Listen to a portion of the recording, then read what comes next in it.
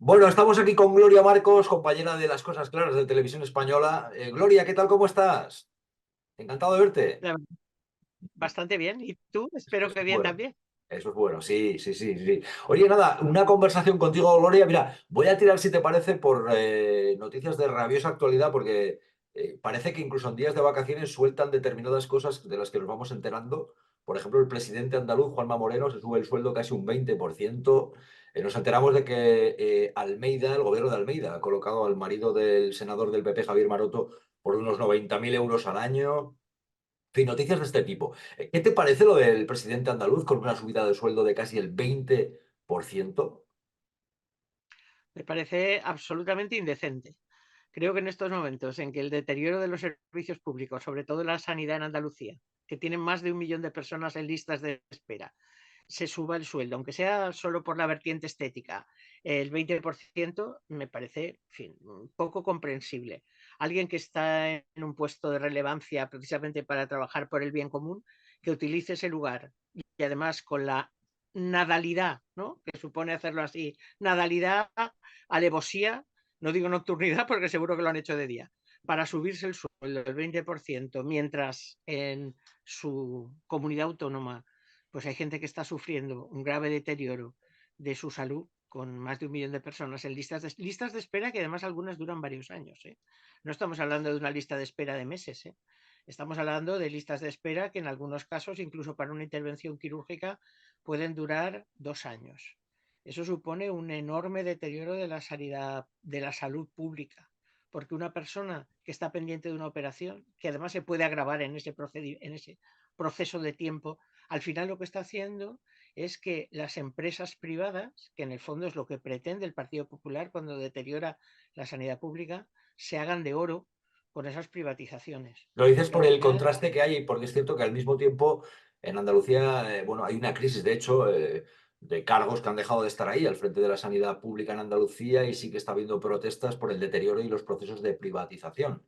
Que, por cierto, acaba de salir también estos días la Federación en Defensa de la Sanidad Pública ha sacado un informe de balance del año con incremento de las privatizaciones en comunidades autónomas y con el aumento de las listas de espera. O sea que ves ese contraste también entre la subida de sueldo del presidente andaluz con el deterioro de la sanidad pública y el malestar que hay por servicios públicos básicos. claro, en el fondo, ¿sabes qué pasa?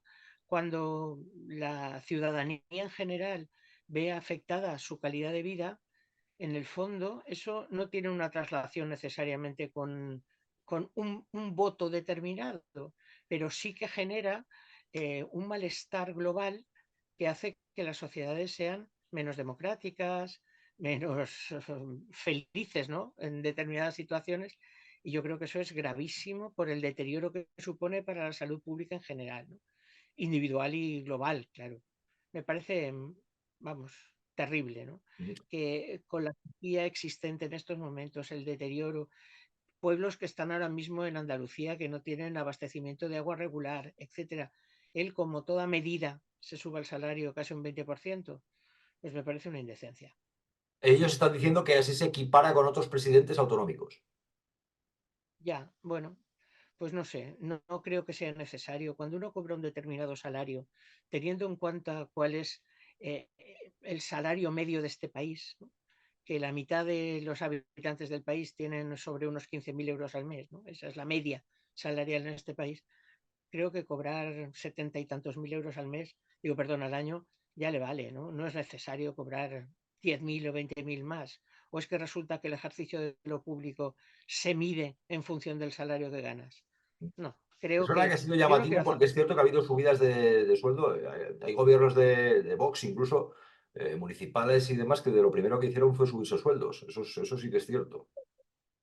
Y aquí también, en el País Valenciano, también se ha subido el sueldo, los altos cargos de la Generalitat, el presidente de la Generalitat, todo parece ser que es lo que toca. Y además siempre se hace así, con nadalidad y alevosía, justo cuando la gente está entretenida entre el turrón, que lo que van a traerle los Reyes o el Padre Noel, en fin, estas Estaba cosas mirando el que se dato, hacen. el sueldo de Juanma Moreno hasta los casi 88.000 euros.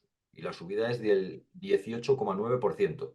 Esas 70 y tantos mil, no, 88.000 casi. Va a cobrar lo mismo que el marido del señor Maroto, que graciablemente le va a Puede pagar el ser más, ese ayuntamiento en de... torno a 90.000, pero sí parecido. sí, sí, sí, sí. El caso es arreglarse el saquito. Y eso, ¿sabes qué pasa? Genera mucha desafección respecto a la política. Porque la gente piensa, mira, está ahí para subirse el sueldo. Y cuando esas noticias, aunque ellos no quieran, se popularizan, pues eso, por eso decía que genera desafección de la política y por lo tanto no genera las mejores condiciones para que haya una vida democrática en un país. Sobre todo cuando no están explicadas ni son explicables porque hay mucha gente que está más allá del umbral de la pobreza. Hay millones de personas en este país que están más allá del umbral de la pobreza. Mira, por ejemplo, ahora el Ayuntamiento de Valencia ha decidido no dar permiso a una serie de asociaciones como Ayuda a una familia que repartían comida en el río. Dice que eso da mala imagen para los ciudadanos que pasan por allí, ¿no? Y hay gente, pues no sé si repartían al mes 600 comidas o tenía un plato de comida caliente al día y han decidido quitarles el permiso para que hagan eso. Pero luego no tienen ninguna vergüenza a la hora de subirse el sueldo.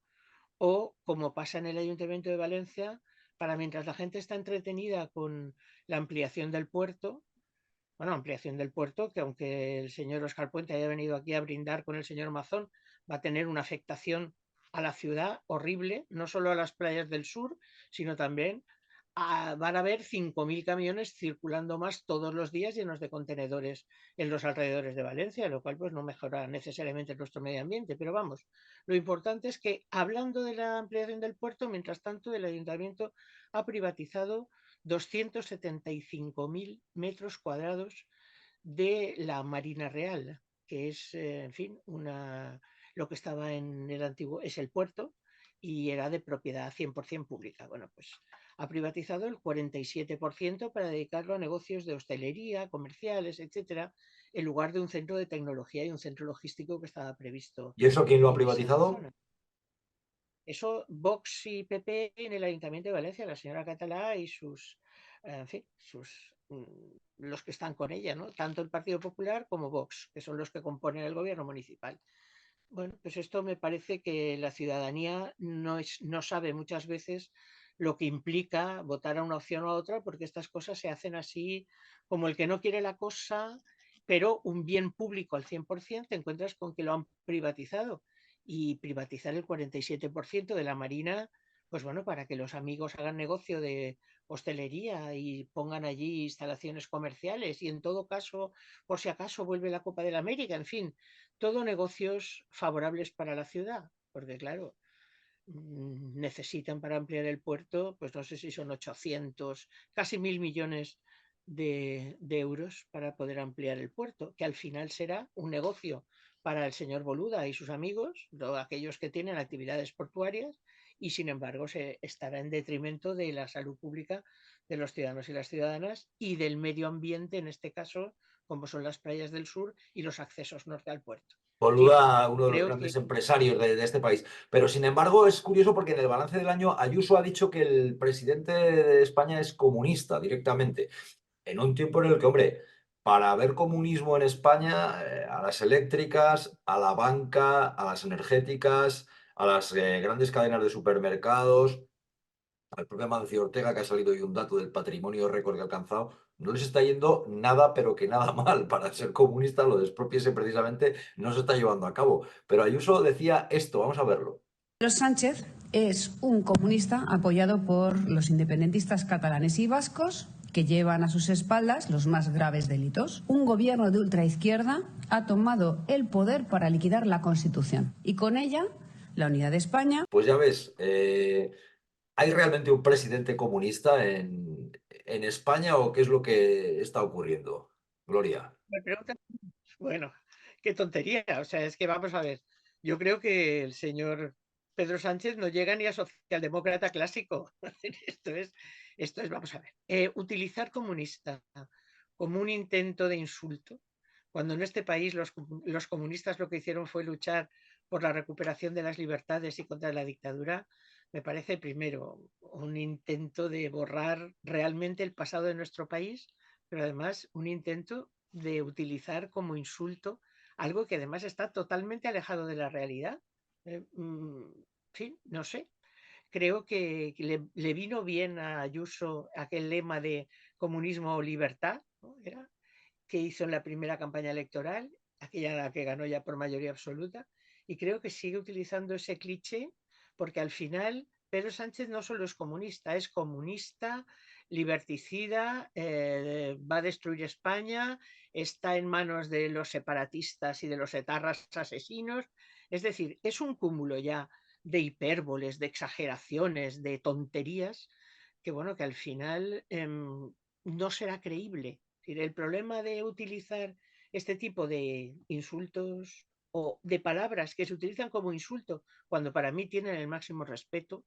Yo en su momento fui miembro del Partido Comunista de España durante, bueno, del País Valenciano durante algunos años de mi vida y bueno, y solo me dediqué a eso, a intentar mejorar las condiciones salariales de mis compañeros, en fin, esas cosas, ¿no? Y creo que me parece, bueno, no sé, la señora Ayuso necesita primero, seguro que cuando dieron clase de historia no fue esas clases, ¿no? Ese expediente que no quiere enseñar es que seguramente su aprovechamiento académico, sobre todo en clase de historia o de filosofía, debió de ser -0. No sé si la aprobarían por hacer algún trabajo extra, pero desde luego no debería cuidar su lenguaje, el concepto que tiene de la historia, cómo intenta descalificar al adversario utilizando términos que en este país tienen un valor importante para la recuperación de la vida democrática, en fin, no sé.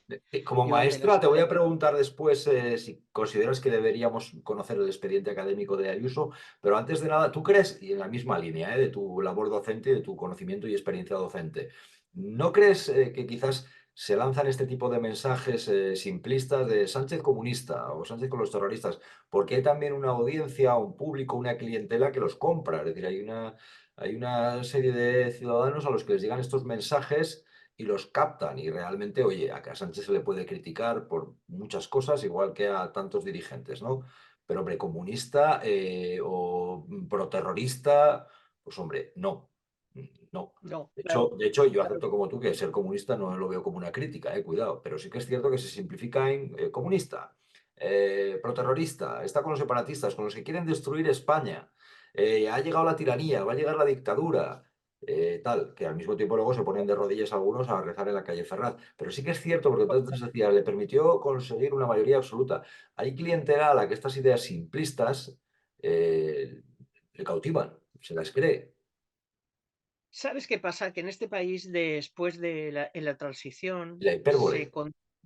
se condenó al silencio a una parte importante de los personajes de nuestra historia, ¿no?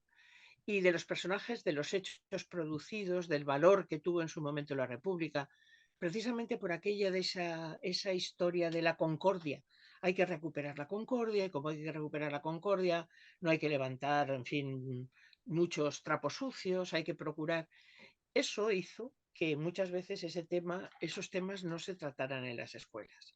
Luego, más tarde, bueno, pues ya estábamos en un pleno proceso de recuperación de las libertades democráticas y también a alguien le parecía que recuperar el pasado en ese sentido pues no era positivo. Y en el fondo hay una gran carencia de conocimiento de los ciudadanos de este país de lo que es la historia. Yo creo que si vas a Alemania no hay ningún eh, alemán que le nombres Mauthausen y no sepa lo que es. Sin embargo, en este país las fosas comunes, los campos de concentración que a ver los hubo como en las Meigas, etcétera, hay mucha gente que no es consciente de. Yo el otro día leía lo del patronato de protección a la mujer, ¿no? Donde estuvo en vigor hasta el año prácticamente 85, donde las mujeres, en fin, calificadas de conductas un poco alocadas, eran internadas y vigiladas, ¿vale? Como si estuvieran en espacios carcelarios, lo cual motivaba suicidios, etcétera. Pues bueno, eso Falsamente pasó en otro acusadas, país. porque hay que decirlo, criminalizadas, falsamente acusadas y perseguidas por sus ideas o por sus supuestas ideas. Claro, bueno, o de porque les gustaba salir con chicos, o sea, de conductas alocadas. Había algunos padres que decidían internarlas porque les parecía que eso no estaba de acuerdo con los valores de la moral tradicional. Entonces, bueno, ha habido ahí cosas que la gente ni tan siquiera es conocedora de esa parte de nuestra historia. Y yo creo que, bueno, que empezaría siendo hora de que la gente lo conociera porque ya decía el clásico, ¿no? Pues no conocer la historia significa posibilidades de repetirla, lo cual es bastante terrible. Luego, pues no sé, por lo que comentábamos, ¿no? De antes de de lo de Amancio Ortega. Yo sí que es verdad Antes de que no Amancio, conozco. espérame, por hilar con estas ideas. Lo de Ayuso, ¿tú crees que deberíamos conocer el expediente de un presidente o de un ministro o de una ministra o de una presidenta? Por supuesto, sobre todo cuando se ha declarado alumna ilustre de la universidad. Vamos a ver. Si es una señora que no presume de expediente, que nadie sabe lo que ha hecho y tal, y es discreta, pero cuando alguien se deja nombrar alumno ilustre de la Universidad de la Complutense, creo que es la Complutense, ¿no? O la Carlos III, no recuerdo cuál de De las la dos. Bueno, Complutense, de la Universidad Complutense. Pública de Madrid. La ha nombrado ilustre. Claro, no recordaba yo si era la Complutense o la Carlos III. Bueno, cuando una se deja nombrar alumna ilustre, debe de pensar que detrás de eso alguien tendrá curiosidad para ver cómo de ilustre ha sido su expediente académico, claro. Y si va y resulta que no, pues si uno lo oculta es porque no es tan bueno como decía que era. De momento ya salió publicado el otro día, bueno, no sé si era verdad que parte de los estudios posgrado que tiene pues uno no es exactamente un máster, sino son unos cursos, en fin, estas cosas, ¿no? Entonces, bueno, pues yo creo que los ciudadanos tenemos derecho a conocer, ¿por qué no? ¿Por qué no? Si forma parte de eso de la transparencia con respecto a tu vida, bueno, sí, Ujú, sobre todo vuelvo a decir, cuando aceptas el ser nombrada alumna ilustre de una universidad, ujú, ujú. estás expuesto a que la gente quiera saber. ¿Por qué? Bueno, pues seguramente no hay muchos méritos que concurran en eso cuando lo lleva tan escondido. Igual no quiere que lo sepamos para que no le copiemos. La trayectoria. A ver, otro dato que sé que te apetecía comentar, porque se ha conocido que Amancio Ortega, el patrimonio ya supera los 100.000 millones de dólares, es el récord. Una persona, un patrimonio, 100.000 millones de dólares, según ha publicado Forbes. ¿Qué te parece este dato? Amancio Pues mira, Ortega, fundador de Inditex, gran empresario español, 100.000 es millones de algo que yo, dólares de patrimonio personal, ¿eh? El personal. sí, yo cuando veo que alguien personalmente tiene esa cantidad de dinero, bueno, absolutamente inimaginable, lo primero que me pregunto es, ¿cómo lo ha hecho? Y segundo, ¿paga sus impuestos? ¿Dónde los paga? ¿Qué paga? Yo eso tengo mucha curiosidad. No solo lo que me dice la lista de Forbes, sino también dónde paga los impuestos y qué paga de impuestos. Porque luego no vale que uno tenga reducción de impuestos y que luego regale un aparato de alta medicina nuclear. No, a mí no me sirve. Yo prefiero que pague impuestos como toca. Y segundo, me parece muy curioso que mientras Forbes dice esto, el año pasado las empleadas de Zara hicieran huelgas, por supuesto en Galicia, pero en todo el estado, porque eran las empleadas de comercio peor pagadas de todo el Estado español y que llevaban cobrando lo mismo desde hacía casi 20 años. Entonces, bueno, eso me resulta curioso porque, claro, ya me da una pista de por dónde vienen esos exagerados beneficios que suele tener un empresario. También alguna vez leí, no sé si esto es cierto, que había una cierta deslocalización de algunas de las empresas textiles de Inditex, ¿no? Claro, seguramente en las maquilas producir determinados tejidos o, vamos, o productos textiles cuestan bastante menos porque a las maquiladoras no se les suele tratar muy bien, ni en salario ni en derechos laborales. Bueno, pues todo eso a mí me gustaría saberlo. Hombre, el tema del modelo Amancio Ortega es uno de los más comentados y también es cierto que es uno de los grandes tabús, porque, vamos a ver, de entrada todas las fábricas en España no están. Ese es el debate que siempre se ha mantenido, ¿no? Y se ha mantenido también el tema de cómo una persona puede acaparar tanta riqueza y luego no solo con Amancio Ortega o Inditex, sino con otras grandes empresas siempre ha estado el debate de hasta qué punto con deducciones o en función de dónde tengan pues la tributación y todo esto o a lo que se acojan para bonificaciones, el tipo que al final se acaba pagando, ¿no? Es decir, es un modelo de éxito empresarial, el de Amancio Ortega, sin duda, por cómo empezó, cómo termina, pero sin duda también hay un montón de siempre suspicacias en torno a estos parámetros de condiciones laborales en todo este proceso, en torno a impuestos, no solo con esta empresa, con otras, también con el hecho de, bueno, las donaciones. Hay quien dice, pues mira, dona y nadie le obligaría a donar, pero dona, ¿no? Pero hay quien dice, no, lo hace para blanquear. Siempre ha estado ese debate ahí, ¿no? Pero sí que es cierto que es Yo un modelo de unos enormes beneficios pero también tiene sus críticas, como estamos viendo, y se puede hablar de esto, sin duda, claro. Aquí no hay censura, Gloria. Vamos a ver, Jesús. De la bata de Boatiné de un escaparate de un pequeño comercio en Galicia a 100.000 millones.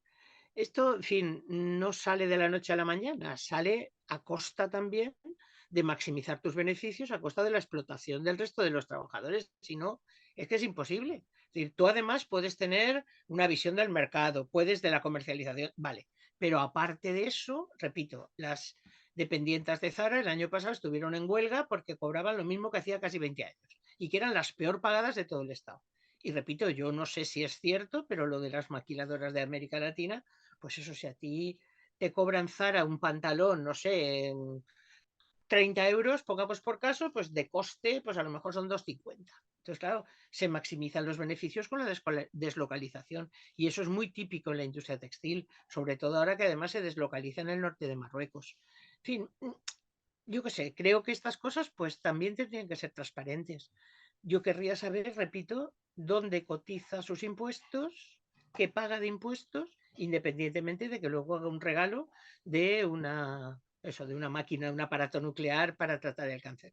Que para mí eso forma parte de esa política de buenas acciones que, en fin, blanquean a los personajes. Sobre Dicho todo esto, estos que la tienen. industria textil, pues ahí está como uno de los modelos, sin duda, muy de actualidad en la economía, porque al final hay un consumo de este tipo de producto, a veces consumo rápido, ¿no? De prendas, y hay también, sin duda, una proliferación de un tipo de moda de consumo rápido, y que más que menos yo mismo tengo, por supuesto, ropa de Inditex. No sé tú, pero lo cierto es que tenemos. Pero vamos, que probablemente si no tuviera de Inditex tendría de otra con un modelo parecido, ¿no? Yo no controlo hasta qué punto cuánta gente acaba siendo clienta de Inditex, pero mucha en España por lo menos, y es evidente que también en bastantes países del mundo. Es cierto que, bueno, pues al final es una ropa que resulta que no es tan cara, es accesible para la clase media, la clase trabajadora, etcétera, etcétera. Y ahí está, ¿no? Y es un consumo que está ahí. Él ha construido este modelo, sin duda también con esas polémicas que tú comentas, ¿no? Al mismo tiempo hay otro, porque hay una clave, mira, nos viene bien a partir de Amancio Ortega, porque se ha puesto a invertir también y mucho en el negocio inmobiliario. Gloria, Amancio Ortega, que Amancio Ortega, sin duda tonto no es más, es muy listo. Pero dicho esto, precisamente está invirtiendo y mucho en el negocio inmobiliario. Te lo digo porque, curiosamente hablando del ladrillo, también tenemos otro dato, pues calentito. El incremento del precio de la vivienda al nivel más alto de los últimos 6 años. Es la mayor subida de los últimos 6 años. Claro, ahí está esto que dicen, ¿quién le pone el cascabel al gato de lo que está pasando con el precio de la vivienda?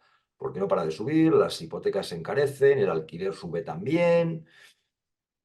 Y hay mucha gente que, y luego por cierto sale el rey y dice, la Constitución garantiza los derechos y Eso, tal. Pues hombre, la vivienda digna no tiene pinta que para mucha gente esté garantizada. No es que no tienen pinta, no está garantizada. Gente que las está pasando canutas para tener un techo o para pagar la hipoteca o el alquiler, al mismo tiempo que la banca está, por cierto, presentando jugosos beneficios. ¿Qué va a pasar o qué pasa con el negocio de la vivienda? ¿Cómo le ponemos el cascabel a ese gato, Gloria? ¿Tú cómo lo ves esto? pues es muy complicado, porque hay sobre todo la vivienda de alto standing que dijéramos, ¿no? La vivienda más cara es la que en estos momentos además es más vendible en el mercado. Hay grandes fortunas que están inmovilizando parte de su capital en la vivienda. Quizá por eso, porque hay un mercado de alquiler que está por las nubes, un mercado de compra que está por las nubes, que la gente está haciendo cada vez más esfuerzos y claro, como hay gente que quiere acceder al alquiler o que quiere acceder a la vivienda, pues eso encarece el precio, es la ley de la oferta y la demanda del mercado. De todas maneras, yo es que en lo que no tengo claro es que, como dice el Partido Popular, la vivienda se abarate poniendo en marcha más suelo, ¿no? Creo que eso fue la ley Aznar, cuando puso en marcha todo el suelo que generó la burbuja inmobiliaria. Y el caso es que no sé si habrá que hacer, como se está haciendo en algún país, delimitar el acceso de extranjeros a los que se les da los papeles por el hecho de comprar una vivienda. Tú sabes la cantidad de viviendas que se están dando a gente con dinero, ¿vale? Que compra así sus papeles para ser ciudadano de este país. Y Sí, pero no bueno, estamos pues hay hablando una. aquí del migrante medio, este pobre currito que viene, no, no, no. Tú estás hablando de esos ¿Cómo? grandes inversores, ¿no? Que al mismo tiempo, ¿tú sabes la cantidad de ciudadanos rusos, chinos, etcétera, que están invirtiendo en una vivienda precisamente para obtener así los papeles? No estoy refiriendo, claro, a los inmigrantes que vienen, ni a los ucranianos, ni a los que vienen en patera, ni a los que vienen en avión de América Latina. No estoy hablando de esto, estoy hablando de que hay una serie, creo, no sé si ha sido en En Portugal avión también. vienen algunos de América Latina, sí, sí, pero no vienen en avión, pero no, en avión vienen, sí, sí, además algunos de primera clase, sí, sí, sí, sí, sí. Vienen de turistas y luego intentar obtener los papeles, porque es un método, claro, posible, ¿no? Para Vamos, que intentar. básicamente estás hablando de estos ricos que están invirtiendo en la vivienda, vamos a dejarlo bien claro, para que no parezca que es otro discurso, ¿no? O sea, estás hablando de de esas grandes fortunas que están invirtiendo en el negocio inmobiliario en España. Y es verdad que esto yo hice algún programa incluso, por ejemplo, en Madrid es muy llamativo, ¿no? El gasto que han hecho, pues, por ejemplo, desde países de Latinoamérica, joder, tienen zonas de Madrid donde han comprado viviendas muy caras. Y rusos y chinos, ¿eh? O sea, aquí en la costa, por ejemplo, hay muchísimos rusos, ucranianos, etcétera, que están comprando viviendas en la zona de la costa. O sea, que sí que es verdad que hay no es un turismo, en este caso son inversores extranjeros que además cuando compras un piso, no recuerdo a partir de la cantidad de 100.000 euros o una cosa así, o de 150.000, creo que tienes derecho ya a gestionar tus papeles como habitante, como ciudadano del Estado español. Bueno, pues hay una serie de cosas que tendríamos que mirar. Y luego, pues, aunque a la gente no le guste, hay que poner límites. Límites para controlar los pisos turísticos que quitan un montón de oferta a los alquileres tradicionales. Al menos Por medio ejemplo, aquí millón de euros. Sí, claro, sí. vale, por ejemplo, en mi barrio están generando ahora en todas las plantas bajas que estaban vacías, se están construyendo pisos turísticos, porque así se burla la nota del ayuntamiento que dice que solo puedes tener un piso turístico si tienes un acceso independiente a la calle, pues lo hacen en plantas bajas. Y entonces, bueno, pues aquí el barrio se está llenando de pisos turísticos. De hecho, Todo tenemos eso, aquí, en mayo sí que se supo que el gobierno estudiaba endurecer los requisitos para poder optar a la concesión del permiso de residencia para grandes fortunas extranjeras que compran una vivienda en España por un valor mínimo de 500.000 euros. Es decir, se trataba de planear endurecer las condiciones para la llamada Golden Visa por la compra de una vivienda. Esto es lo que se planteó entonces, en mayo, se planteaba, pero estoy de acuerdo con esa medida, como otras muchas. Ya digo, la limitación de los pisos turísticos me parece también básico porque eso detrae del alquiler una oferta importante de pisos que se dedican, pues claro, los propietarios obtienen con eso una cantidad de dinero muy importante, pues que pueden estar alquilando. Yo el otro día lo leía, pues no sé si eran entre 150 y 250 euros por noche. claro, si te sirve, otro dato de estos últimos días, España bate de nuevo el récord de pisos turísticos. Se ha ¿Ves? vuelto a Claro, batir de sí, sí. nuevo. Claro. Pero eso detrae, repito, al alquiler habitual una enorme cantidad de pisos que podrían estar alquilados de forma normal y están dedicados todos a los pisos turísticos. Bueno, Sí, bueno, hay una serie de hay un... factores sin duda que contribuyen al recalentamiento del precio de la vivienda y que sin duda aquí quien más pierde pues son los que, como siempre, los más pobres, los que tienen más dificultad para acceder. Y una risa lo del rey en el discurso. O sea, decía que estaba garantizado el derecho a la vivienda, al salario digno, ¿qué dijo? Al Al trabajo, empleo. al empleo, sí, al trabajo. Todo eso. Y claro, dices, eso, perdone, son derechos así enumerados, pero sin garantías de cumplimiento, no son derechos reales, ¿no? Que reconozca la Constitución como tales, en fin. Gloria, te voy a preguntar por una serie de dirigentes y a ver cómo los ves, ¿vale? ¿Cómo ves ahora mismo a Sánchez y cómo le puedes ver en el próximo año? Pues la verdad es que Sánchez es el príncipe de Maquiavelo. Y entonces lo veo pues haciendo de la necesidad virtud, es decir, es un hombre muy hábil y con capacidad de liderazgo y por lo tanto veo todo lo estable que le permitan sus inestables socios políticos. A Yolanda Díaz, ¿cómo la ves? Pues Yolanda es una mujer trabajadora, pero creo que se ha metido en una empresa de difícil apaño, porque no tiene detrás estructura y un proyecto político que no tiene patas en los territorios, pues tiene un futuro incierto. Feijóo. Pues Feijóo para mí ha sido una gran decepción, porque yo siempre he esperado de la derecha que fuera como mínimo una persona culta. No lo es en absoluto. Es más bien una especie de gremlin, ¿no? Que da una imagen y luego realmente es otra cosa en función de la situación, ¿no? Lo bañas y aparece amable, pero luego, en fin, es capaz de seguir los dictados de lo peor de su organización. Una especie de gremlin, has dicho, nunca había oído, o sea, mira que he oído, mira que he oído descripciones de políticos, pero lo de gremlin, bueno, lo de gremlin lo tenía que en mi pueblo a veces te decían gremlin, no es un gremlin, pero mira que explícame eso. Que a mí los gremlins me pillaron un poco joven, creo. Pero eso sí, te digo, me parece que yo siempre he tenido como referencia de la derecha la cultura y en este caso me parece profundamente inculto. Pero lo de gremlin, ¿por qué va? Explícamelo un poco.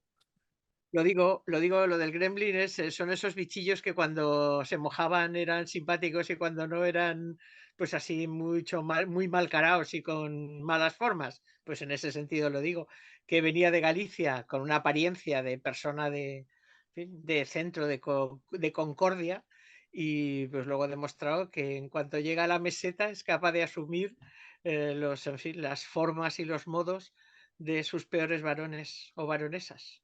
Ujú. Abascal. Pues yo que sé, Abascal es un personaje que yo creo que es un personaje falso, ¿vale? Él hace creer que es una mezcla entre José Antonio Primo de Rivera y el general Pavía saltando el Congreso con el caballo, pero en el fondo yo creo que lo único que pretende es vivir de esto, ¿no? Y bueno, va por ahí presumiendo de somos los españoles que trabajamos y nos levantamos a las 7 y él creo que no ha pasado del chiringuito a lo largo de toda su vida. Puigdemont. Se está hablando un Puigdemont me montón de parece Puigdemont y a ver lo que nos depara Puigdemont en el ejercicio político que viene, el año político. Puigdemont me parece un personaje inestable en la vida política, porque no sabe muy bien, o sea, es un tío astuto porque ha sido capaz de eludir todo lo que era la condena y la cárcel que otros que han estado en el medio del proceso han sufrido y sin embargo, pues yo creo que se ha creado un personaje, ¿no? Como presidente de la República Catalana y creo que se lo cree, pero yo considero que es un personaje inestable y por lo Mucha gente tanto se no muy... pregunta, Gloria, qué va a ocurrir con la legislatura, si depende tanto de Puigdemont o de qué. Desde tu olfato y experiencia, ¿qué crees que va a ocurrir? ¿Esto puede durar, este gobierno? Sí, no, ¿qué puede ocurrir el año que viene? Pero primero, si crees que puede durar la legislatura y por qué. Sí, yo creo que puede durar, porque creo que Sánchez no solo ha negociado la investidura, sino también los primeros presupuestos. Y cuando se tienen dos presupuestos, ya puedes tirar de legislatura. Porque además, ¿cuántas leyes importantes van a ir al Congreso? La ley de amnistía, la ley Mordaza, ¿cuántas más? Porque todo lo demás van a ser decretos leyes convalidables. Y en la convalidación, bueno, pues a veces tendrás suerte y otras no, pero esos varapalos que generan las leyes van a ser poquitas, no, muy pocas leyes, excepto las leyes de presupuestos. Y si tienes amarradas las leyes de presupuestos, no sé si tendrá un pequeño revolcón si en este decreto, el primer decreto ley del gobierno, si no quita esa modificación de los mecanismos legislativos por los que un juez puede hacer una consulta a Europa y mientras tanto queda paralizado el proceso de amnistía, que es lo que dice Junts, que no le gusta de ese nuevo decreto. Si eso no aparece, pues no habrá problema. Si aparece eso, podrá tener un problema con Junts. Pero yo creo que en estos momentos la situación de inestabilidad mayor la va a tener el gobierno en una cosa que no controla, que es la política exterior.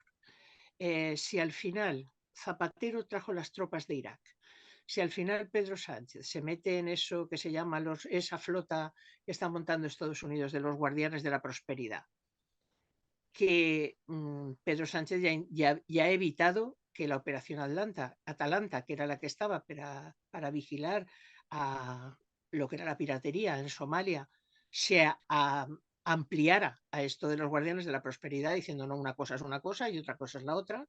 Pues bueno, esto de los guardianes de la prosperidad, que efectivamente es una cuestión que si el Mar Rojo y por tanto luego todo lo que es el tráfico comercial que va por el Mar Rojo se queda un poco bloqueado por la acción de los hutíes del Yemen. Bueno, puede ser que eso genere una serie de problemas económicos, pero también es verdad que los hutíes del Yemen están diciendo que eso lo hacen para defender a la población gazatí que está siendo exterminada literalmente por el gobierno israelí. Si Sánchez mete a España, primero lo tiene que llevar al Congreso, ¿vale? Pero si después del debate en el Congreso tiene la intención de llevar a España a participar en esa flota, Podemos habrá encontrado su oportunidad para desmarcarse del gobierno y supongo que intentará hacer fincolla, ¿no?, que decimos aquí, con Esquerra Republicana y con Bildu. Y ahí tendrá un gravísimo problema generado por la política internacional, que además será incomprensible. Aznar nos metió en la guerra de Irak, dirán Sánchez nos mete en la guerra de Israel contra los gazatís, que es un genocidio absoluto, mientras que Zapatero nos sacó de la guerra. Esto es un Pero estás problema. hablando de Esto una conjetura ahora mismo, es decir, de una posibilidad de algo que no se ha dado todavía. no, estoy diciendo que si Sánchez, y por eso lo ha parado en Europa, ¿no? Yo creo que Sánchez es absolutamente consciente de lo que puede ser un grave problema en el devenir de esta legislatura. No, yo no digo que vaya a pasar, al contrario, lo que estoy diciendo es que si Sánchez ha vetado en Europa el que, de alguna manera, diciendo que España tiene que ser una decisión unánime en Europa, que España no va a participar tal como está planteada en esa flotilla que está montando Estados Unidos para ir contra los hutíes yemeníes, si eso lo mantiene bien, pero si por la razón que sea España acaba por integrarse en esa cuestión, piensa que Israel está provocando internacionalizar ese conflicto para pasar de victimario a víctima. Por eso está, en fin, mató el otro día un general sirio un general iraní en Siria, está ahora planteando cosas muy serias en el Líbano por el control de Hezbollah. Entonces, todo eso, esa internacionalización del conflicto buscada voluntariamente por Israel, nos puede pillar con el pie cambiado, no a mí, claro, a la política española en Europa. Y creo que ese puede ser uno de los problemas si no se resuelve bien. Yo creo que Pedro Sánchez lo va a resolver bien porque creo que es consciente. Si no, a pesar de que Borrell parece que está intentando convencerlo, su posición clarísima de nosotros no vamos a participar de momento en esa flotilla, es porque sabe que eso puede generar, le va a dar a Podemos la oportunidad de desmarcarse y, cara a las elecciones europeas, tener un relato que lo diferencie del gobierno. A su Muy bien, mano ¿tú cómo pondrán ves lo de lo que está ocurriendo en Gaza? ¿Cómo lo ves, Gloria? ¿Por qué crees que se mantiene la masacre por parte de Israel? Eso no se detiene. Estados Unidos está claramente en un papel de apoyo al gobierno de Netanyahu, que es un ultra. La Unión Europea con una posición absolutamente ambigua e irresponsable, hay que decirlo así. Y eso sigue, permanecen ahí los palestinos bajo los ataques de Israel. Yo creo que en este caso todo el mundo está decidido a aceptar que Israel ha decidido conquistar todo el territorio. Piensa que todas esas cosas que se dicen de los dos estados, no hay estado sin territorio, no hay estado sin terreno. Y eso es lo que está haciendo Israel, impidiendo que se construya el Estado palestino, no solo en Gaza, sino en Cisjordania. En estos momentos nosotros vemos los ataques de Gaza, pero los de Cisjordania, los colonos entrando y sacando a punta de pistola, a punta de machete y matando también a palestinos en la zona de Cisjordania, es todos los días. O sea que está planteado como un genocidio. Los que, como en Egipto tampoco los quiere, ¿qué pasa? Que al desierto del Sinaí, esto va a ser la Nakba 2 y yo creo que esto es terrible porque es el asco moral que genera que nadie de lo que llamamos el occidente listo, culto y preparado sea capaz de darse cuenta no, de darse cuenta no, pues se dan cuenta de reaccionar ante lo que es una masacre, es pues eso, un crimen de lesa humanidad, un genocidio. No hay palabras suficientes para condenar lo que se está haciendo con el pueblo palestino. A mí me parece, yo veo las imágenes, además es una masacre vivida en vivo y en directo. O sea, cuando tú ves a los niños llorando, a las mujeres, a los hombres, bueno, en las humillaciones que están haciendo los israelitas con los que detienen todos los días y luego no son ni de Hamás ni nada, son adolescentes en muchos casos. Primero, eso no va a garantizar el que el Estado de Israel tenga más seguridad. Hombre, lo va a garantizar si es capaz de exterminar a la población. Yo creo que es una voluntad de exterminio y a mí me parece terrible que yo estoy yendo, reconozco a todas las manifestaciones que se convocan a favor de la libertad en Gaza porque me parece, en fin, terrible lo que está pasando y terrible que nadie intervenga. O sea, Israel depende en un porcentaje altísimo de los convenios comerciales con Europa. Que Europa no sea capaz, lo mismo que se le aplicaron medidas a Putin, que muy bien, pues en este caso, ¿qué pasa? Es llamativo porque Solo además porque en España se ha caído en esa adulteración de lo que está ocurriendo y muchas veces desde la derecha, si pides justicia con lo que está ocurriendo en Oriente Próximo, te dicen que eres pro Hamás. Hemos llegado a ese caldo gordo y esa manipulación. ya, bien, pero Antes todo era realmente ETA, ahora todo es Hamás, ¿sabes? Es claro, tremendo. eso es lo que pasa. Y hay Es gente que se aquello lo cree y se lo cree y entra en ese tipo de lenguaje tan de des- burdo, pero de vamos con des- ello. es deshumanizar al contrario porque no hay argumentos. Es que no hay argumentos. Porque el Estado de Israel no tiene necesidad. Está claro que hay que combatir al terrorismo, pero tú te imaginas cuando ETA mataba que a alguien se le hubiera ocurrido bombardear Bilbao. Es que claro, o sea, una cosa es la respuesta proporcionada. Yo entiendo que un Estado tiene la capacidad de defensa y de intentar defender, pero esto no es esto. Es que esto no es esto. Esto es el ocupar el territorio para exterminar a una población. Ya se hizo en un momento, los que salieron después de la Nakba no fue permitido que volvieran a Israel, son personas desplazadas. Y yo de verdad me enfado mucho cuando oigo a alguien diciendo, no, la solución son los dos estados. ¿Qué dos estados? ¿Dónde se construye el Estado palestino? Si Israel se ha encargado de que no le quede territorio, ahora ya no queda. La franja de Gaza está. El norte absolutamente, bueno, no queda ni un palmo de tabique levantado. Y ahora van a por el sur, a la zona de Rafah. Están ya bombardeando lo que es el paso de Rafah a Egipto. Que Egipto dice, yo desplazados en mi territorio no quiero. ¿Qué les queda? ¿El desierto del Sinaí? ¿Ahí es a donde quieren llevarlos? ¿Verdad? A Cisjordania tampoco.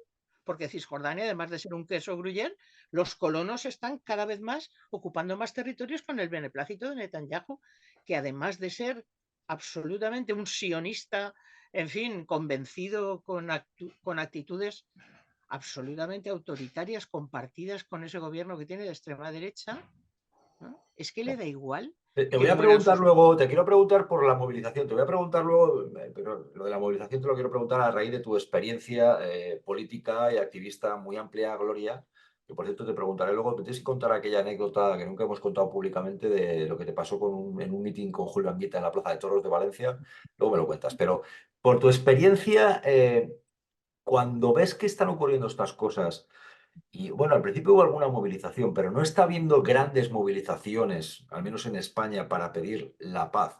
Con todo el respeto a las movilizaciones que hay, pero hablo de masivas. Pero como te digo por el tema de Oriente Próximo, que es gravísimo, uno puede decir, igual debería haber más movilizaciones, más masivas, más continuas, o por esto, o por otro tipo de abusos, desigualdades.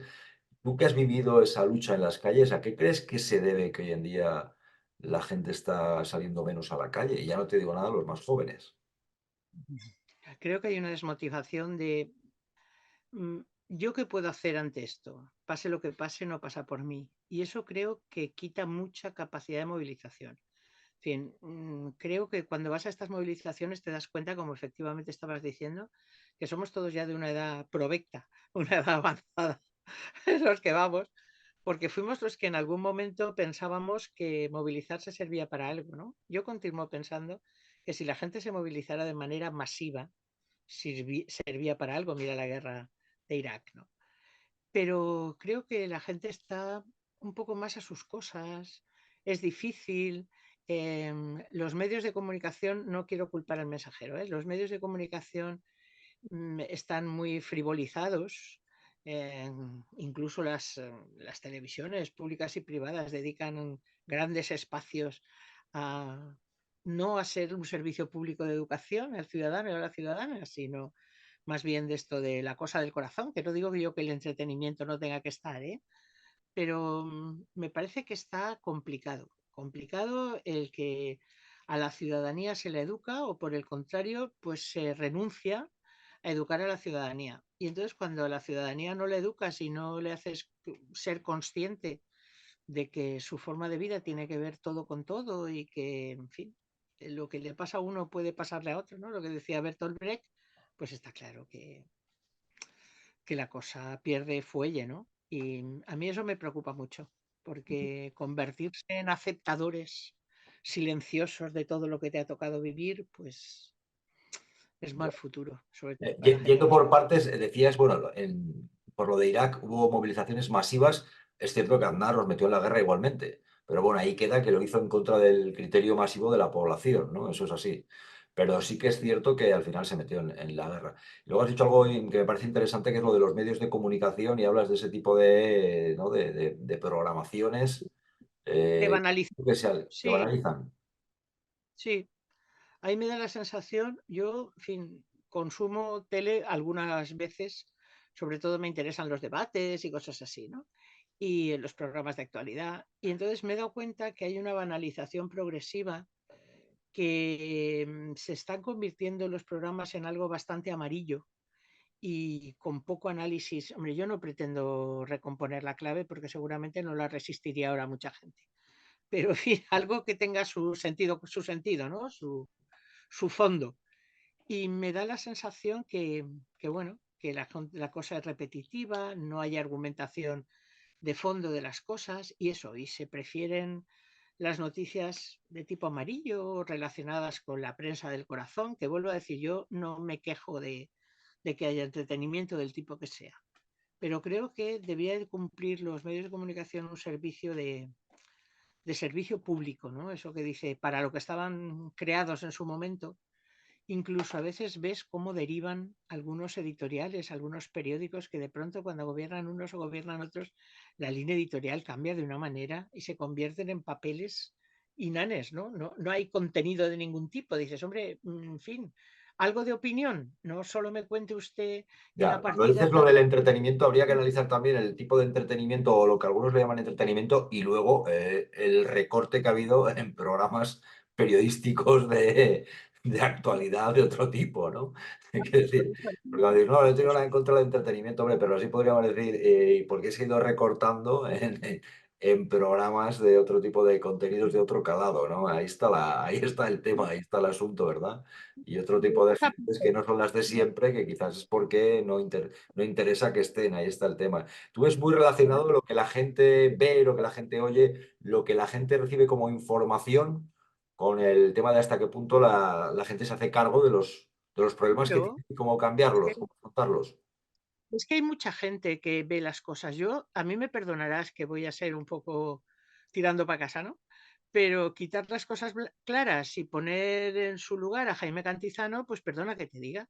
Es que, claro, es que no tiene nada que ver. O sea, hay una voluntad estudiada, porque tontos no son nadie, y creo que es consciente lo que se hace. Bueno, pues no es ni parecido.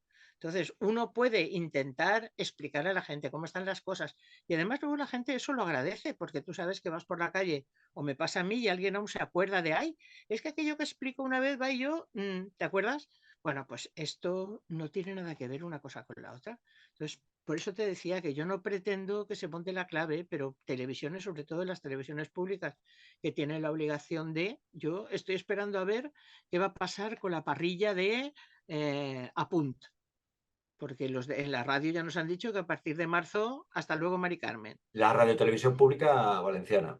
No, por lo que decías de la española, es decir, que puede haber sitio para todos o para muchos. Es decir, que yo no tengo nada en contra de Cantizano, sinceramente. Yo lo No, creo que entiendo nunca, porque más allá de saludarme alguna vez, creo, por los pasillos de A3 Media, no le conozco, pero que no. Pero sí que es que tú estás hablando de que haya espacio para más contenidos y manifestabas tu preocupación por lo que puede ocurrir en la radiotelevisión pública valenciana por el cambio de gobierno, decías. claro, claro, porque ya te digo, yo voy a un programa todos los miércoles por la tarde, que es una especie de magazine de por las tardes y tal, y ya les han dicho que, bueno, que en fin, que hasta marzo, que a partir de marzo, pues ya, ¿qué van a hacer? ¿Entrar como elefante por cacharrería? ¿Qué programas van a poner? Pues no lo sé, pero de momento ya aquí hay un acuerdo del gobierno valenciano para cambiar el contrato programa y castellanizar la televisión valenciana, pues está muy valencianizada. Bueno, pues en fin, para los que, como yo, defendemos mi lengua y mi cultura, y creo que la televisión pública tiene además la obligación de intentar, ¿no?, que se cumpla la ley de ús y enseñament del valencià y que todos puedan conocer las dos lenguas. En nuestro país, pues me parece, en fin, ¿no?, Ya. que Porque hablabas, ¿qué pasa? Que en otro tiempo, claro, tú perteneces a una generación en la que salíais a la calle, incluso os molían a palos por salir a defender derechos, pues derechos, por ejemplo, de las mujeres y otro tipo de derechos que algunos fueron conquistados, pero luego algunos se pueden ir perdiendo, o se pierden o cuesta poco perderlos. muy La poco. importancia de movilizarse. La fragilidad de los derechos conquistados que todo el mundo cree que son para siempre. Y es mentira. O sea, tú conquistas un derecho, pero ese derecho, como depende muchas veces de la legislación, ese derecho puede variar. Ahora mismo, pues nada, este año a los pensionistas nos han subido el IPC. Pues que nadie piense que es que eso, ni el Pacto de Toledo. Yo el otro día oía uno en la tele que decía, no, eso ya todo el mundo tiene la obligación de cumplir el Pacto de Toledo. Y yo decía, perdona, o sea, hasta que llegue otro y diga, no, esto que dice el pacto vamos a cambiarlo. O sea, parece mentira que se desinforme a la gente de esa manera, porque lo hacía en teoría un tertuliano de estos típicos, de estos, de los listos, de los que se lo saben todo. Tú decías, pues eso que estás diciendo no es exactamente así, porque estaba el Pacto de Toledo cuando nos pusieron el 0,26 como índice de regulación, y están los que con el mismo Pacto de Toledo nos han subido el 3,8. ¿Sí?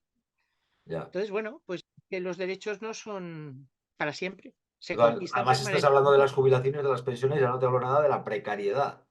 Sí llama la atención cómo con los índices de precariedad que hay y el panorama que tienen los más jóvenes, eh, pues la Me calle parece, está, ¿no? No sé hasta qué claro, punto la gente cree. Hay otro tipo de hábitos, otro tipo de concepto de la vida. Bueno, ahí está, ¿no? Yo no quiero pero caer en que esto de cualquier tiempo pasado fue mejor, ni muchísimo menos, ¿eh? Pero sí que es cierto que llama la atención el hecho de, antes hablabas de, hemos partido de Oriente Próximo, estamos hablando de la precariedad, de los pensionistas, ese índice de movilización. Una anécdota que he prometido que íbamos a contar. A ver, mitin en la Plaza de Toros de Valencia. Gloria Marcos con Julio Anguita. Tú que eras sí, tú intervenías antes, ¿no? ¿Y qué sí, pasó? A ver, claro, yo. cuéntame, ¿qué pasó? ¿Cómo Bueno, estaba? mira, Como decía como dijeron como decía el dúo Sacapuntas, ¿cómo estaba la plaza? la plaza había 15.000 personas, O sea, a reventar. ya ves, 15.000 personas. Y yo era telonera, claro, que es lo que suele ocurrir en estos momentos. O sea, Plaza de Toros de Valencia llena. Llena. Y yo no me había subido jamás a un escenario tan grande. Había hecho otras cosas, ¿eh? Me había subido a una mesa de la Renfe con un megáfono a alentar a los trabajadores a la huelga, cosas así, ya las había hecho. Pero eso de una plaza de toros con 15.000, juro que jamás. Y bueno, pues nada, subí por las escaleras diciendo, ahora verás, ahora me caigo, se me enrolla la falda, tal, y conseguí llegar al atril. O sea, ibas Dejé tú y los... luego iba Anguita, ¿no? Después de ti. No, iba no sé quién más y luego Anguita. Anguita no iba detrás de mí. O Yo sea, era, ya digo, Anguita la estaba tercera. ahí presente. Entonces ahí va Gloria Sí, Marcos, sube hacia el escenario y llegas al escenario.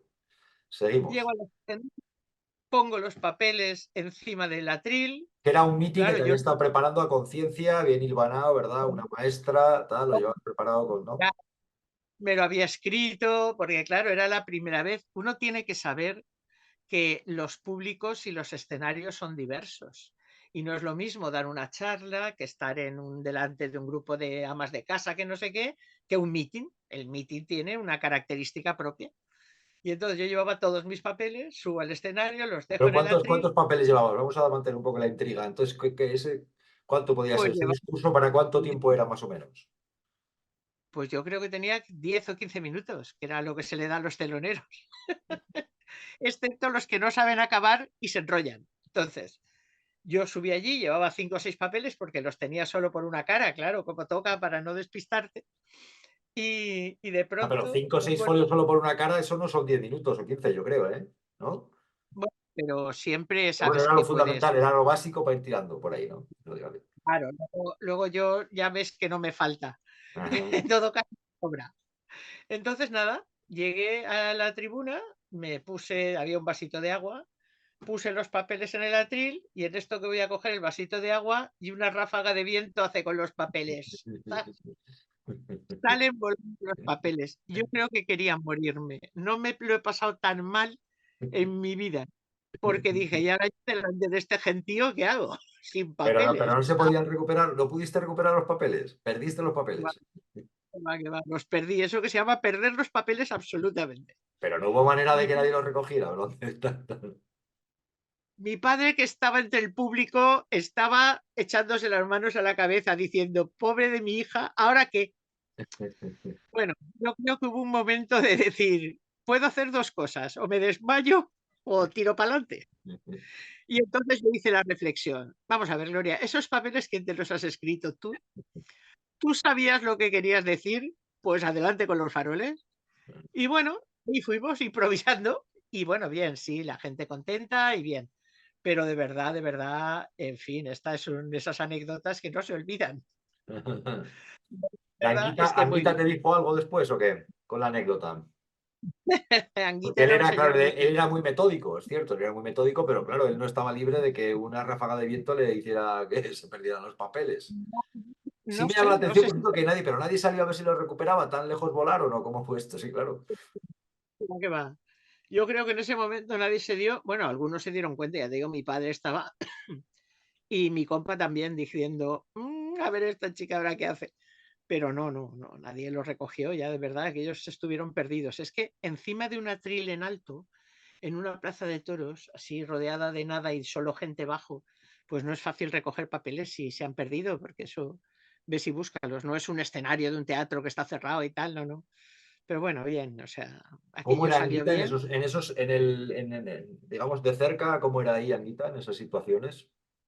Pues Sanguita, solo cuando lo conocías mucho, tenías una buena relación cercana, porque él tenía tendencia a que no lo agobiara la gente. O sea, él decía que eso era una cosa que él iba a hacer porque tenía que convencer, era un profe como toca, y entonces tenía poca empatía a la hora de dirigirse. Yo a veces le decía, en fin, haz el favor, ¿no ves que vienen de no sé dónde?